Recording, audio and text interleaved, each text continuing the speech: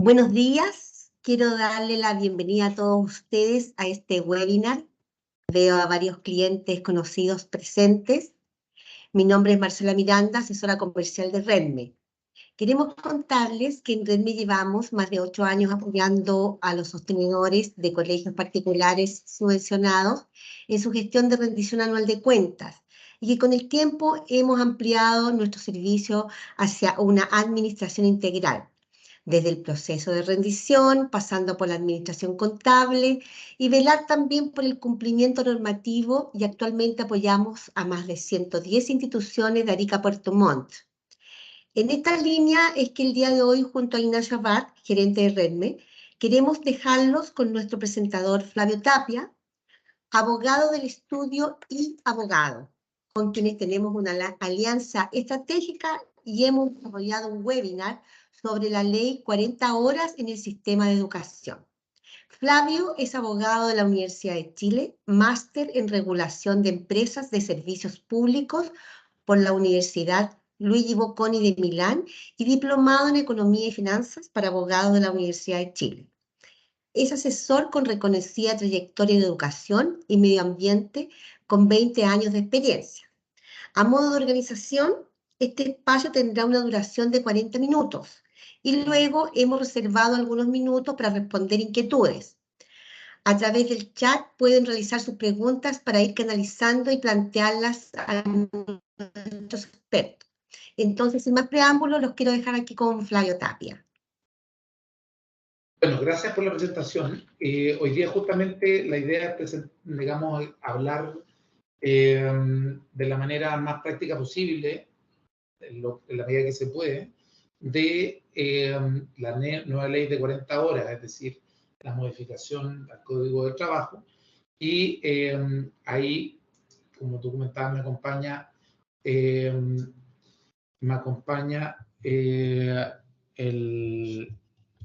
Cristian, porque yo, como tú comentabas, tengo mayor experiencia en temas educacionales, por supuesto, laborales y educacionales, y Cristian me va a acompañar aquí resolviendo las dudas más técnicas. Cristian ejerce en el ámbito laboral, en todo tipo de materias, y es un experto en, digamos, litigante, y por lo tanto tiene la visión desde la práctica de cómo va a ser aplicada esta ley de 40 horas.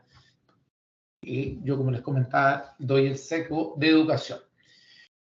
Bueno, sin más, vamos con la presentación. La ley de 40 horas es, bueno, una ley que, como les comentaba, es una modificación del Código de Trabajo.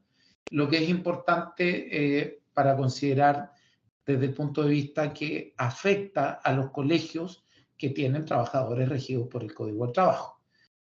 Por lo tanto, no es una ley que esté impactando a los establecimientos educacionales digamos, subvencionados del sector municipal, que son administrados por corporaciones, por los departamentos, por los DAEM de las municipalidades, ni a los servicios locales de educación, sino que impacta a los colegios que, repito, tienen a los funcionarios, a los docentes y a todos a los asistentes de educación contratados por el Código de Trabajo, es decir, a los particulares subvencionados y a las corporaciones municipales de educación. Esta ley, sabemos por el nombre, que modifica el Código de Trabajo para llegar a una jornada de trabajo máxima de 40 horas semanales con una progresividad, de una transición que va desde el año 2024, es decir, el próximo año, hasta el 2028. Siempre con referencia a la entrada en vigencia de la ley, que fue en el mes de abril, que no es una entrada en vigencia que no tiene que ver con el inicio del año escolar. Perdón, tengo algunas observaciones respecto del... Creo que hay problemas con mi audio. Sí, así lo desconectamos.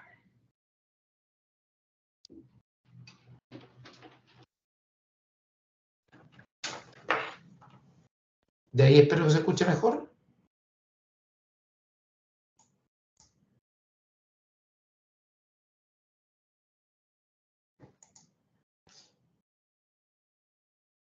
Perfecto. Gracias. Ahí, entonces, esta progresividad es, digamos, nos va a calzar bien con la entrada en vigencia de los contratos, sobre todo docentes, que normalmente comienzan los contratos, los anexos de contratos, las renovaciones en el mes de marzo. Pero va a haber que adelantar ese criterio porque ya en abril de 2024 se reduce la jornada laboral de los contratos de trabajo que tienen 45 horas a 44 horas semanales. En 2026 a 42 y el 2028 a 40 horas. Esto implica que todos los docentes contratados van a reducir el número de horas máximas, o sea, todos los funcionarios en realidad, porque esto abarca tanto a docentes como asistentes de la educación, van a reducir su jornada máxima a el tope que corresponde a cada uno de estos años, sin que por eso se les pueda disminuir la remuneración. Es decir, esto es un costo que es directamente asumido por el colegio y debe cubrir estas horas que va a perder, las va a tener que cubrir con más horas del resto del personal que tengan disponibilidad para, digamos, dentro de su tope horario, o sea, no estén dentro del tope horario, o contratar nuevo personal. Por lo tanto, es un costo eminentemente empresarial. Ahora, esto tiene un efecto sobre los contratos de trabajo porque no es posible modificar los contratos vigentes, es decir, por ejemplo, los contratos que tienen 45 horas, llevarlos a duraciones mensuales, a duraciones semanales menores, puesto que los contratos deben ser modificados como un acuerdo entre el colegio y el funcionario. No se puede forzar a ningún tipo de docente o asistente de la educación a reducir su jornada antes de la entrada en vigencia para anticipar este efecto. O sea, si bien entra en vigencia en abril de 2024, de aquí, digamos, de junio a abril, no pueden modificarse unilateralmente los contratos de trabajo y solo podría existir un acuerdo voluntario, pero no puede ser impuesto al trabajador. Ahora, si bien esto aplica para los contratos vigentes, no aplica para nuevos contratos. Es decir, todas las personas que se contraten durante el año 2023 o el 2024 pueden ya anticipar este criterio, de manera que se contraten a los trabajadores por el máximo, que puede ser 44, 42 o 40 horas, anticipando que esa remuneración va a ser, digamos, con una remuneración que corresponde a ese número de horas. Y eso no es ilegal, sino que es una posibilidad que está, digamos, en manos del empleador. No sé, Cristian, si tú estás de acuerdo aquí. Estamos con Cristian, como les decía, intercambiando un poco con el criterio que comentaba.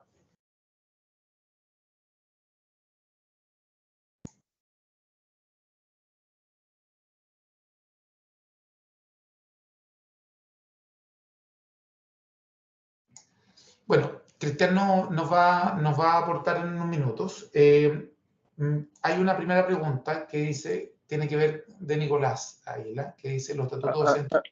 Ahí sí, perdón, sí. No, pero contestémosla a Nicolás Águila. Sí, los estatutos docentes con el estatuto de asistente de la educación de la jornada laboral máxima del colegio, al menos particulares subvencionados, de 44 horas semanales. Efectivamente, los asistentes de educación tienen 44 horas semanales, por lo tanto, el impacto para ellos el 2024 no existe. A quienes va a impactar es a los docentes, que no tienen ese tope de 40 el estatuto docente y el asistente. Pero, sí, todos tienen 44 horas. Ahora, ellos no van a tener que reducir a 44, sino que les va a impactar en la medida que entre en vigencia el año 2026. Tienen toda la razón, tanto los docentes como los asistentes tienen una máxima de 44 horas por ley.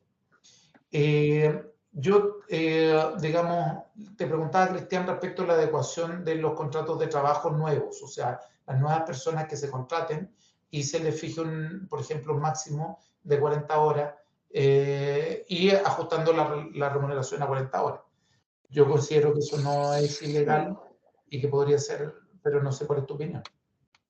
Sí, mira, como lo hemos visto, lo hemos discutido en sedes laborales con la agrupación de abogados laboralistas, efectivamente no se ve ninguna problemática para que se puedan ajustar previamente. Ahora tampoco existe alguna problemática para que a partir de los contratos que se firmen de entrada en vigencia la ley, ¿cierto? Se pueda establecer esta misma progresividad, de forma tal que a medida que vamos entrando en régimen, se vayan aplicando la normativa para cada uno de estos eventos de reducción horaria. 42, 40 horas, justamente como en este caso nos puede impactar.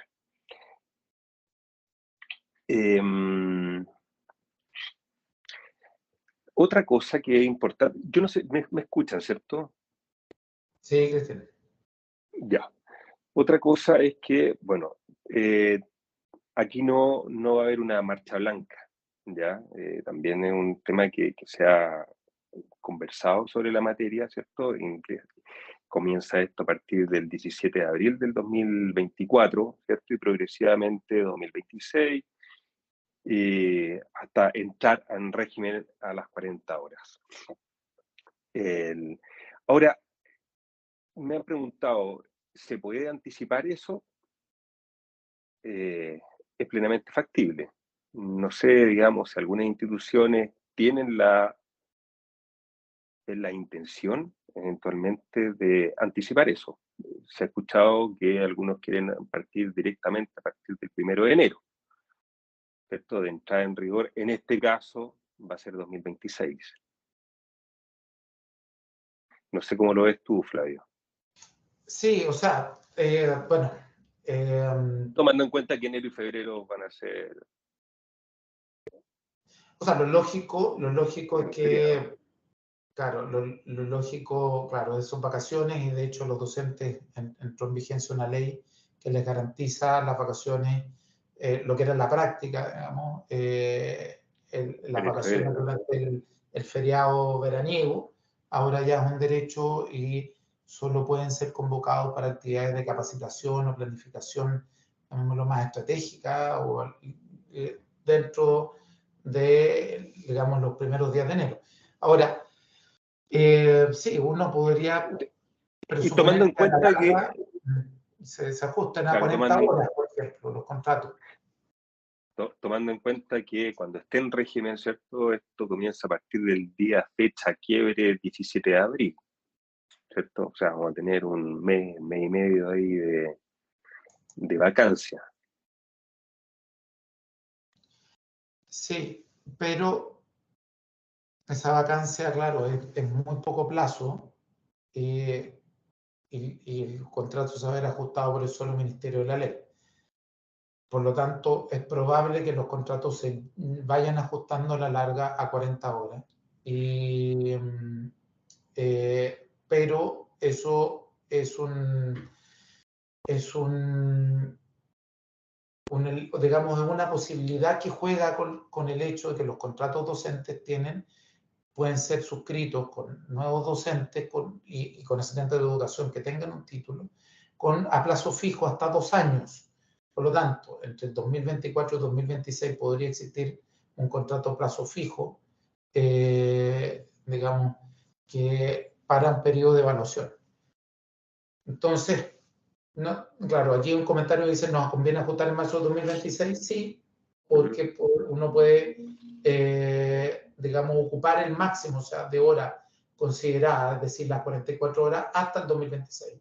O sea, Cintia consultaba si el 2023 contrata un docente nuevo. ¿Puede ser contratado por 44 horas? Por supuesto. O sea, hasta el 2026 ese contrato va a ser válido. Va a seguir siendo válido, lo que pasa es que va a tener que disminuir el número de horas en 2026 a 42. Y la conveniencia, bueno, es un elemento que hay que ir discutiendo, digamos. Ahora, un elemento importante es que en esta mirada hay no solamente hay digamos, hay un límite legal, sino que se establecen ciertos mecanismos para digamos, el proceso de distribución de la jornada de trabajo. Que eso también entra en vigencia a partir de la entrada, o sea, ya está vigente la ley. O sea, no solamente hay una disminución de la jornada desde el 2024, sino que también hay un mecanismo distinto de la forma en que se puede ser distribuida la jornada.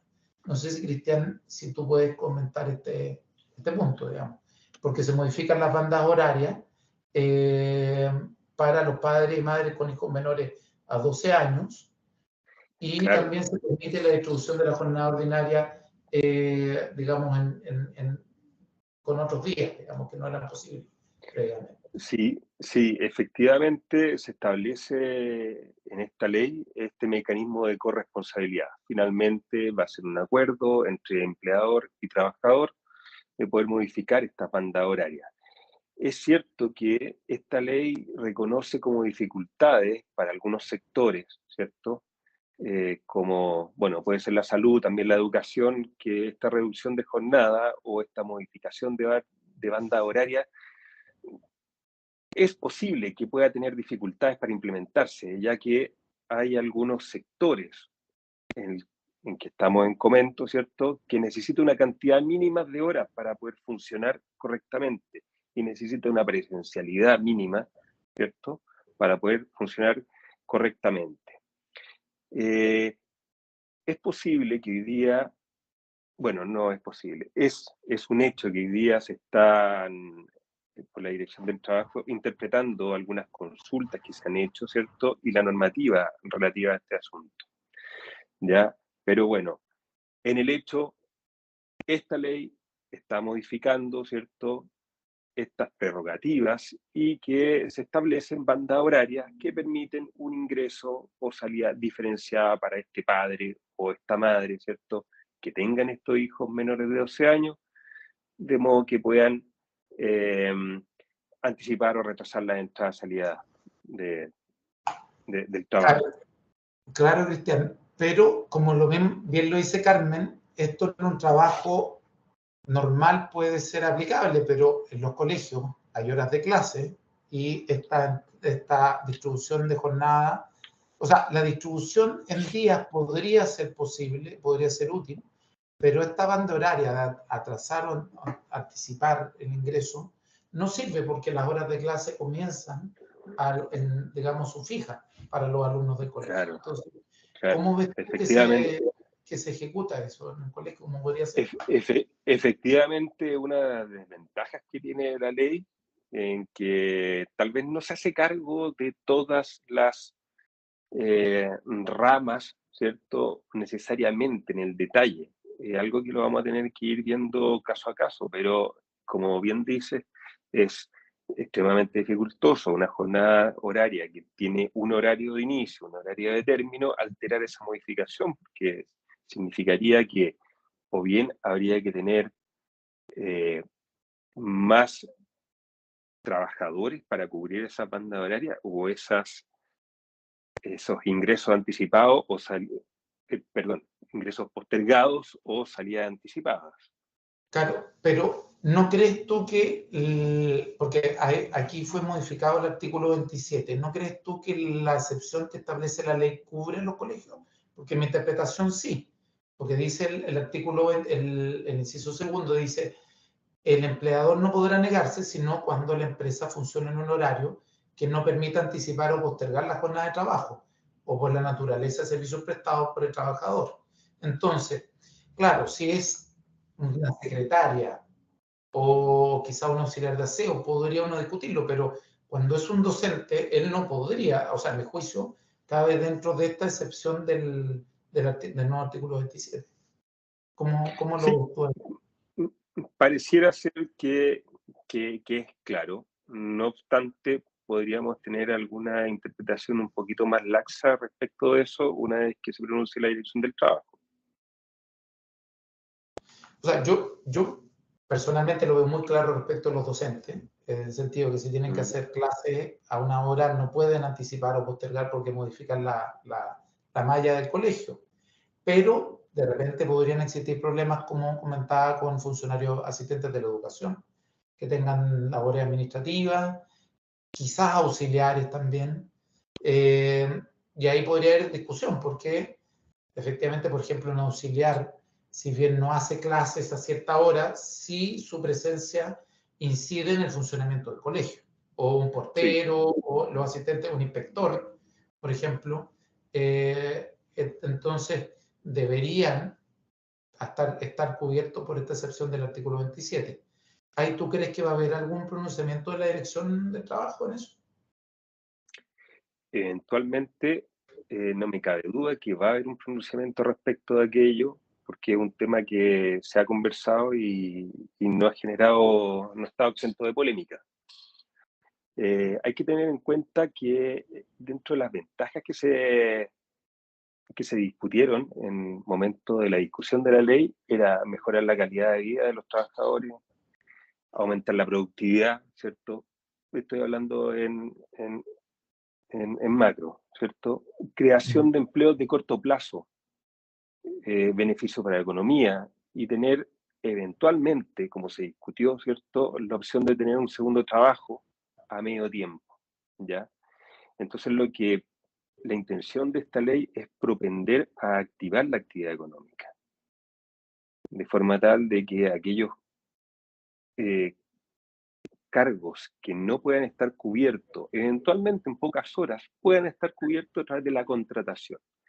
Por eso yo estoy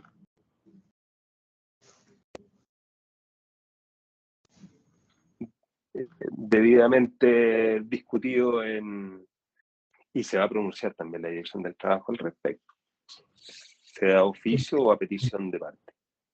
Cristian, el otro tema que a mí digamos, tengo dudas y te pregunto a ti porque tú puedes tener pues es un tema nuevo, este tema de la distribución de la jornada en otros días. Esto debe ser típico de la minería o de otros sectores, pero esto entiendo que es una distribución que requiere que ambos, trabajador o sea, el funcionario y el colegio estén de acuerdo.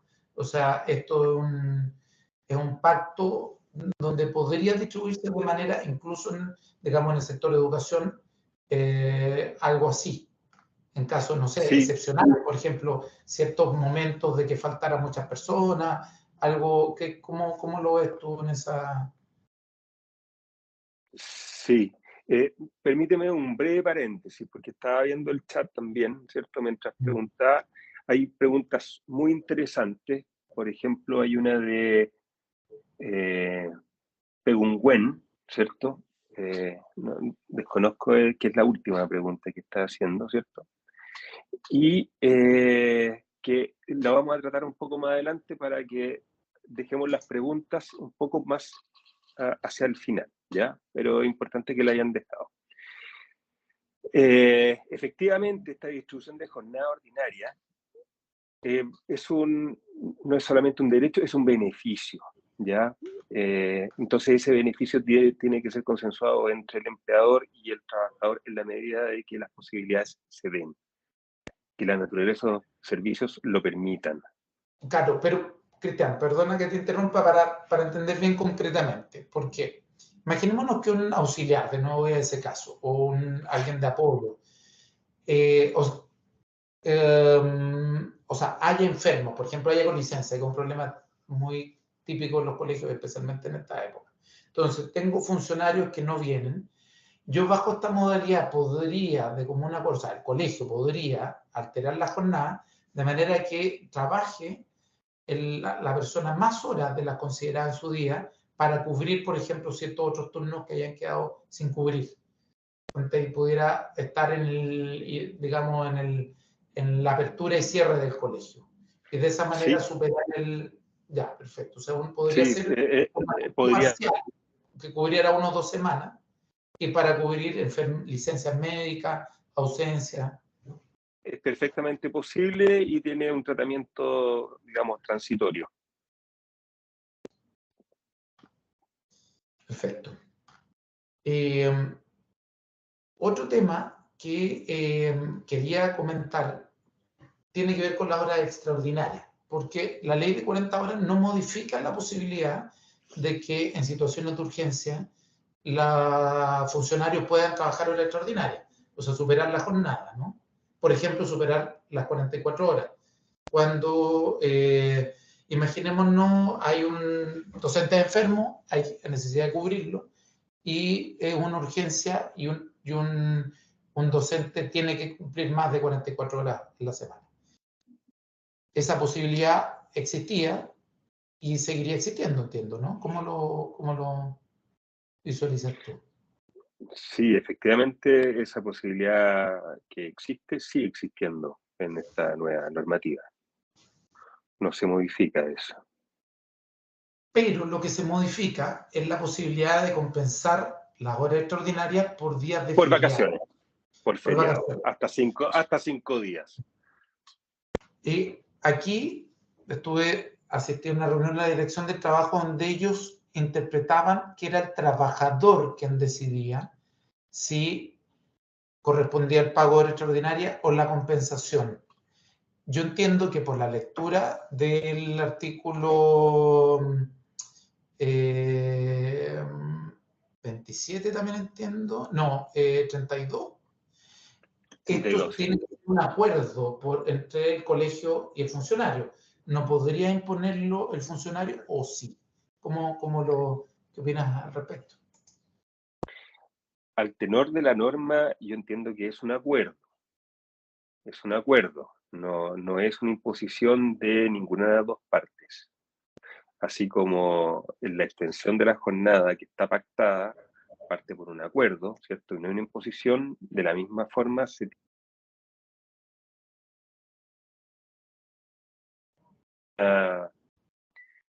una obligación, ¿cierto? Que sea el trabajador quien le impone, ¿cierto? El decidir cómo se compensa aquello, sino que es un acuerdo que debe estar en armonía con el acuerdo de esta extensión hasta las 45 horas, eventualmente, digamos, y que tiene que ser transitorio. Sí, porque 44 días. Claro, perfecto.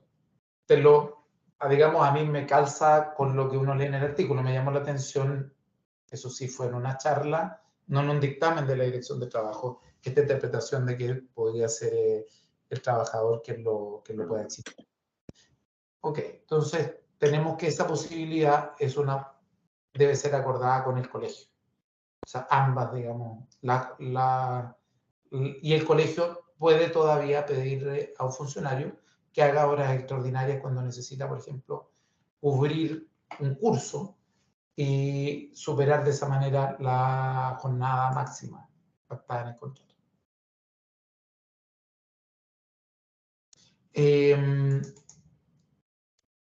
Voy a detenerme un segundo en una consulta.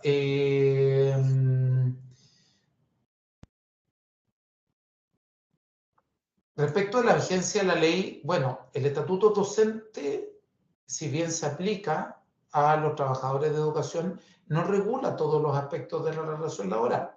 En los aspectos no regulados por el estatuto docente rige el Código del Trabajo.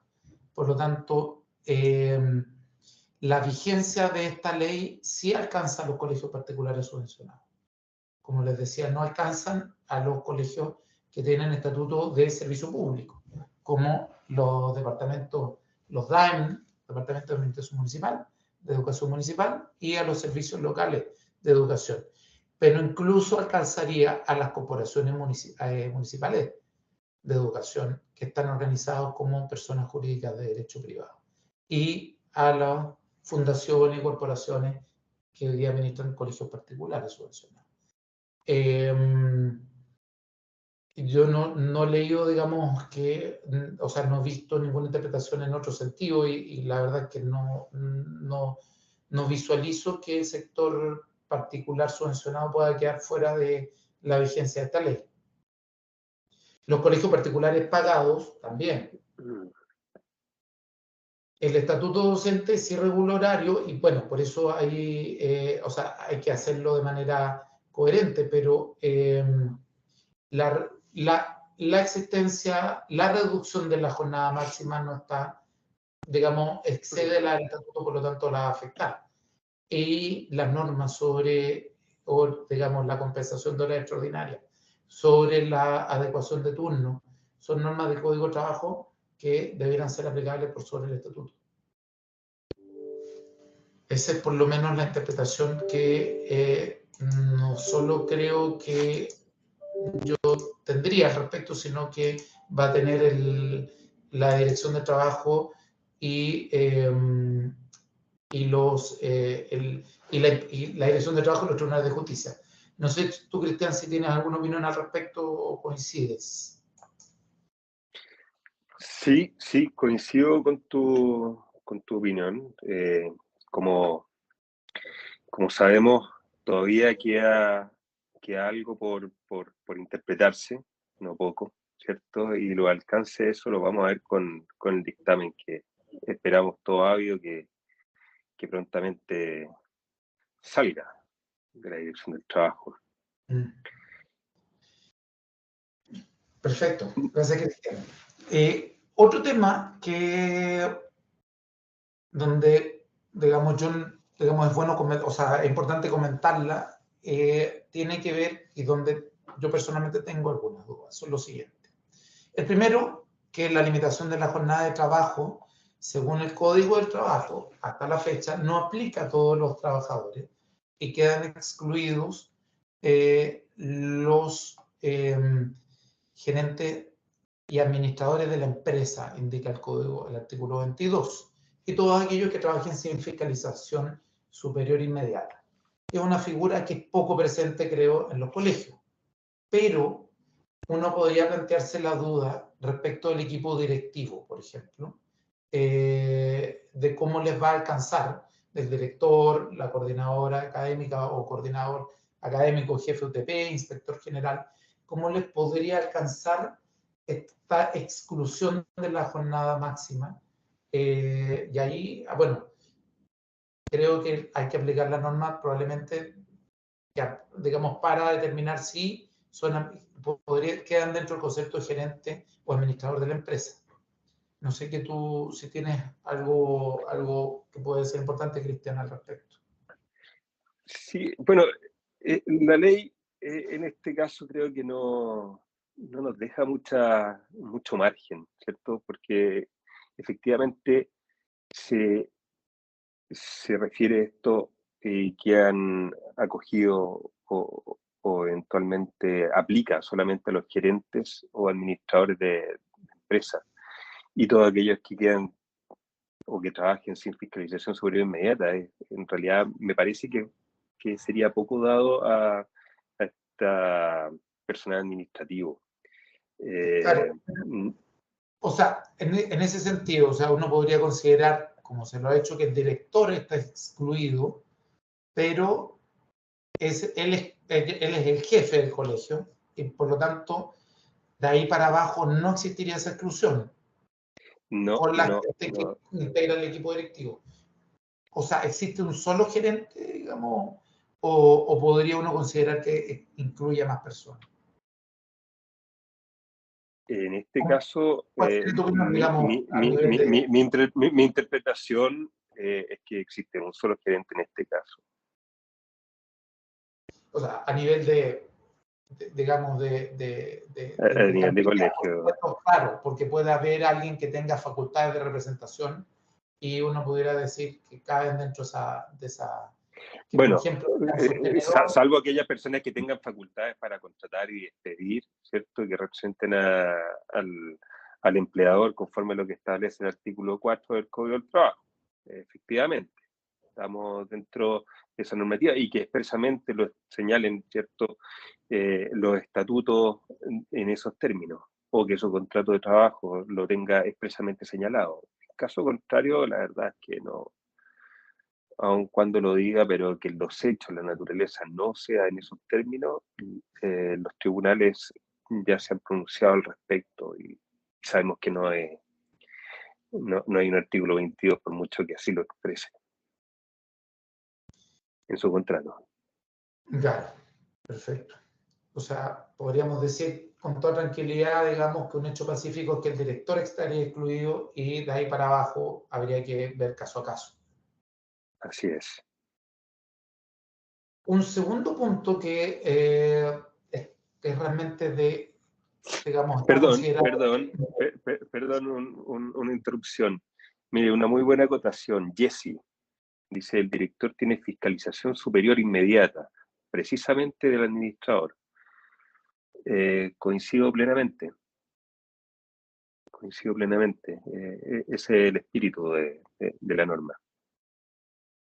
Claro, ahora, pero teniendo lo que pasa que el comentario de Jesse apunta de que sí tendría fiscalización y por lo tanto no tendría el carácter de gerente. Pero en la medida que el administrador, perdón, tenga facultades para contratar y despedir, ¿cierto? Y que así consten en su contrato y que en la realidad así sea, se materialice de esa forma. Una cosa es lo que puede decir el contrato y otro es lo que en realidad, ¿cierto? La teoría de la realidad nos diga que opera de esa forma. Si no es en realidad de tal forma, ¿cierto? Digamos, no aplica artículo 22.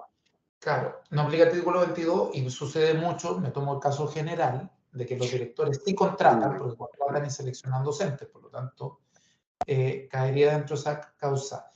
Respecto al comentario de Carmen, en relación de que el director podría quedar excluido de la limitación de la jornada, calza con lo que estamos diciendo, pero hay casos que me ha tocado ver que un jefe UTP, un coordinador académico, es funcionario también de la corporación educacional o de la fundación sostenedora y tiene facultades de representación. Entonces ahí uno podría estimar que está dentro de un cargo directivo y no estaría sujeto, por ejemplo, a la jornada de trabajo. Sí, efectivamente es un hecho que hay que revisar caso a caso, dependiendo de la situación que se produzca. Cristian, me quiero ir a un segundo tema que de nuevo está como fuera del mundo de educación, o sea, no es muy común. Probablemente en otras empresas sí, que es la distribución de las horas en base a un promedio semanal. Que entiendo una norma que podría, como entró en vigencia, podría aplicarse a las 44, no 45, que se señalan, sino que a las 44 horas que podría tener como máximo un contrato. Es decir, esta distribución en base, que dice la ley, que una jornada X, que puede ser 40, 44, 42, puede distribuirse un promedio, base a un promedio semanal de 40 horas, o 44, 42, etcétera, en un ciclo de hasta 4 semanas, pero no puede exceder de 45 horas en cada semana, ni extenderse con ese límite por más de 2 semanas continuas. Esto podría ser un acuerdo que hoy día podrían adoptar en circunstancias excepcionales ciertos funcionarios, docentes en el colegio. O sea, esto ya sería aplicable. ¿Entiendes? Sí, efectivamente, ya sería aplicable. Ya es ley y es perfectamente aplicable en la medida que se acuerde entre el empleador y el trabajador.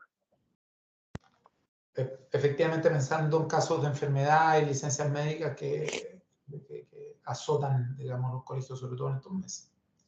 Entonces sería una posibilidad, ¿ya? Hay que ver cómo diablos se puede, pero sería una herramienta. Exactamente. ¿Cómo se puede encajar en el mundo de educación? En el sentido de que tiene otra rigidez.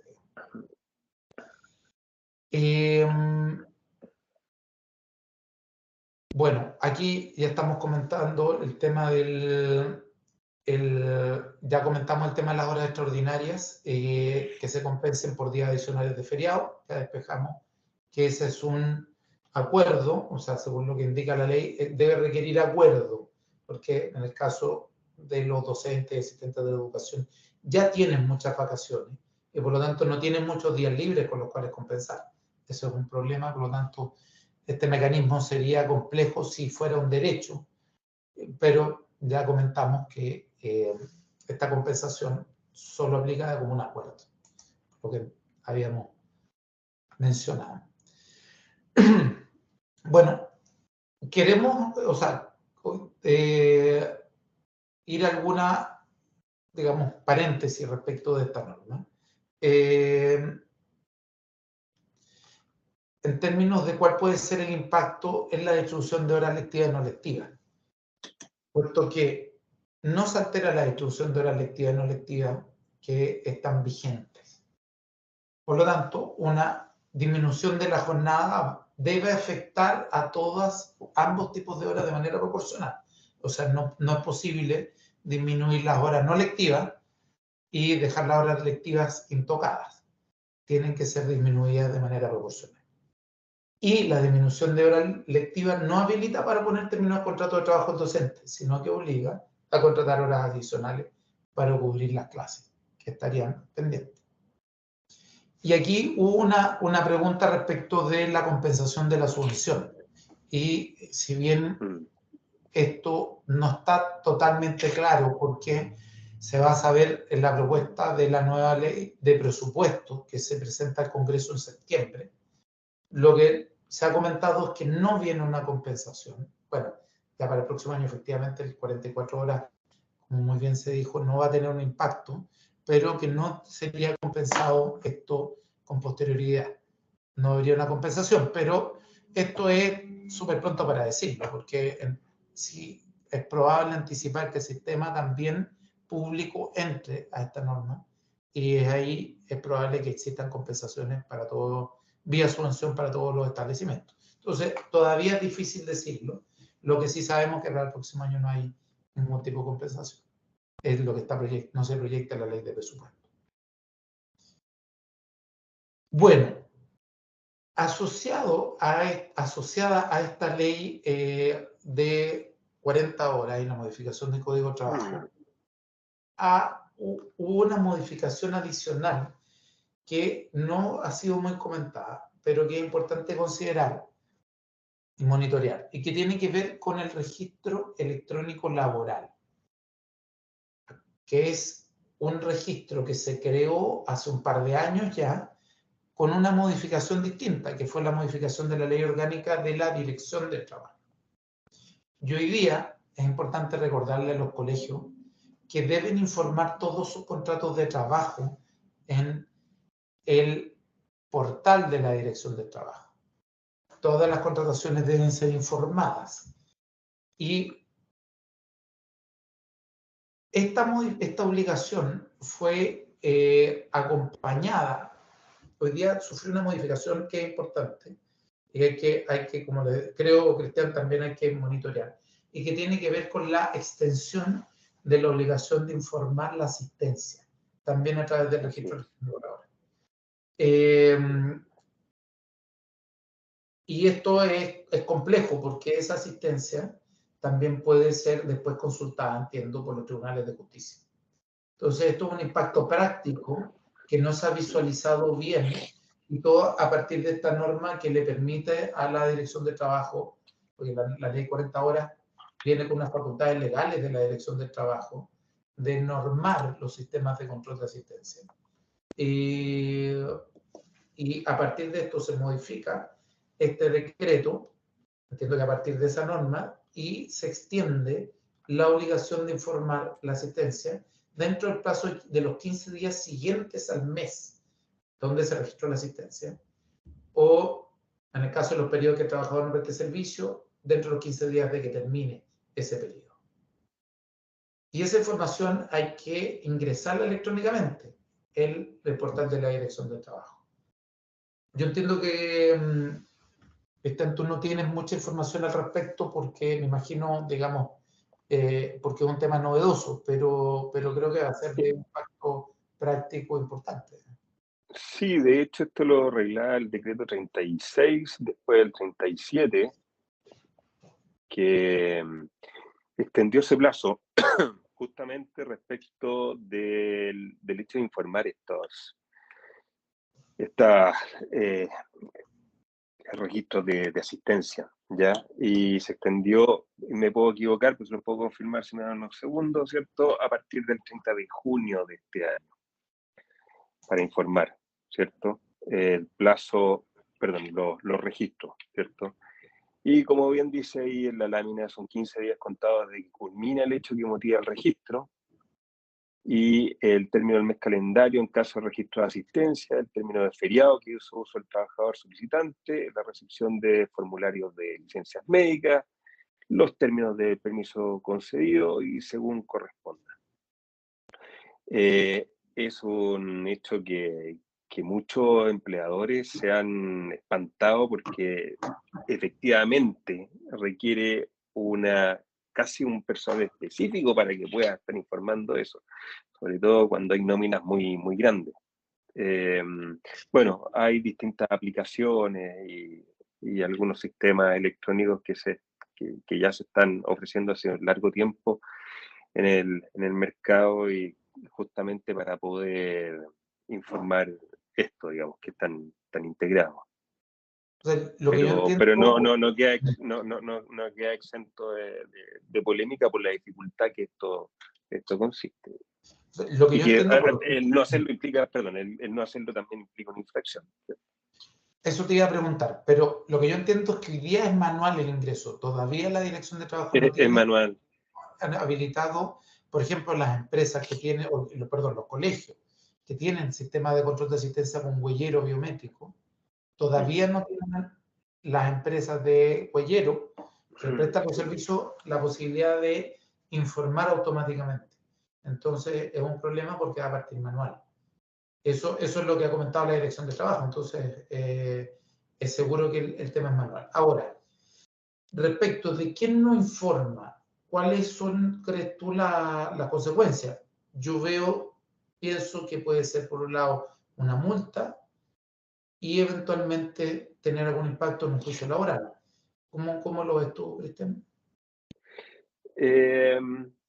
Mire, yo lo veo más por el hecho del impacto de la multa, ¿cierto? Porque en la medida que se pueda acreditar y se pueda probar que efectivamente se llevaba un registro, una cosa es que puede implicar un incumplimiento laboral y eso desencadena una infracción, ¿cierto? Y otra cosa es que se puede acreditar fehacientemente de que se llevó ese registro. Y que se pueda incorporar como una prueba y ofrecer en la prueba respectiva como tal, y eso lo tendrá que ponderar el juez, quien va a calificar si se cumplió o no con llegar al registro. El hecho de que ese registro no se informe de Dirección del Trabajo, como les repito, a mi juicio, y entendemos, ¿cierto?, que solamente es un incumplimiento, una infracción a la normativa, pero no implica que aquello vaya a desconocer la existencia, ¿cierto?, de la asistencia o no de un trabajador.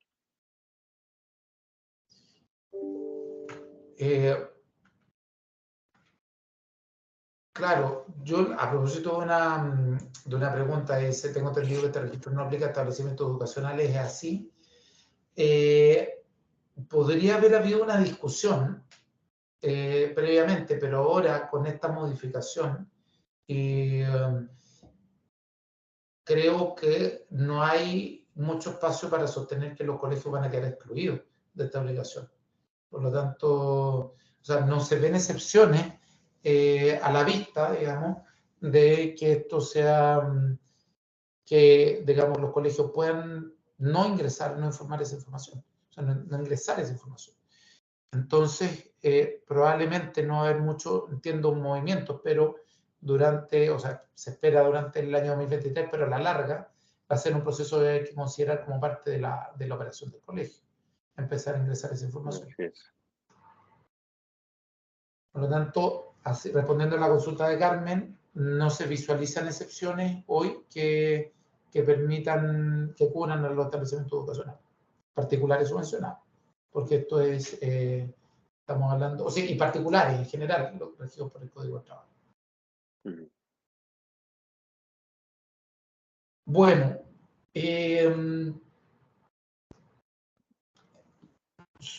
vamos a ir cerrando la presentación solo comentando que la Dirección de Trabajo ha informado que está trabajando en algunos dictámenes para bajar los contenidos de la ley.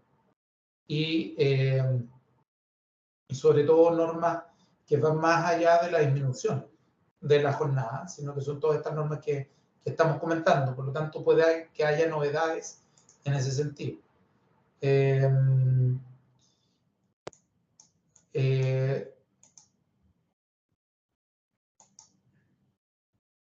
Libro de remuneración electrónico. Bueno, habría que revisar la consulta de Patricio, pero hay que considerar, Patricio, que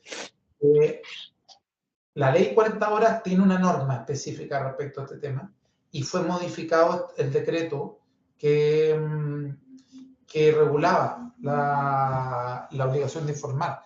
Por lo tanto, el dictamen 2588 podría ya considerarse no vigente. Entonces, ahí hay un tema que hay que despejar. Ahora, esto es bien reciente, nos ha tocado estar en las charlas de la Dirección del Trabajo y no se habla de excepciones en el sector de educación. Bueno, como les comentaba, hay una pregunta respecto a la asistencia no de los alumnos, sino la asistencia de los trabajadores. El descuento que luego se acuerda puede ser, digamos, regulado, o sea, valga la redundancia, acordado, pactado entre empleador y trabajador, pero la asistencia debería informarse de la asistencia real. Y el link donde hace el registro, el link en el registro electrónico laboral está habilitado, pero no para registrar asistencia todavía. Acá ustedes pueden, está habilitado para los otros conceptos. Aquí les publico la URL donde pueden ver el registro electrónico laboral.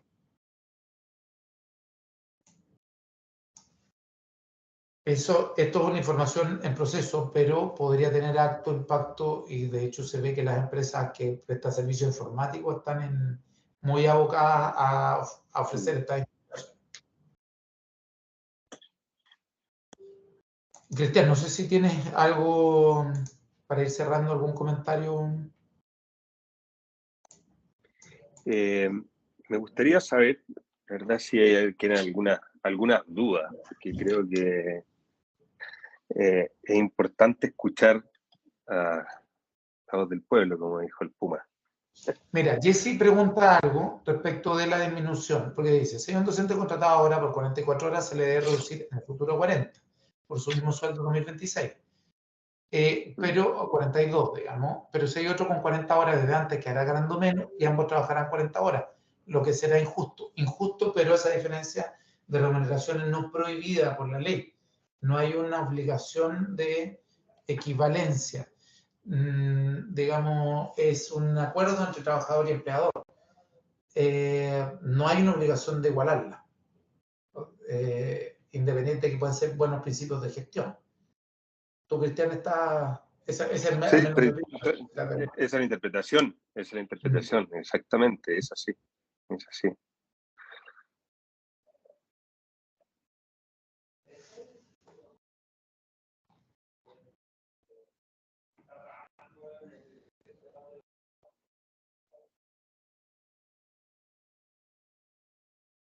Bueno.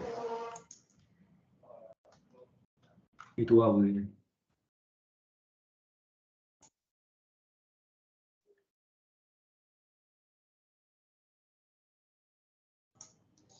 Bueno, te dejamos la palabra, entonces ya creo que hemos respondido. Ya, entonces estamos terminando, Flavio. Estamos terminando este webinar y queremos agradecer a Flavio por su interesante exposición.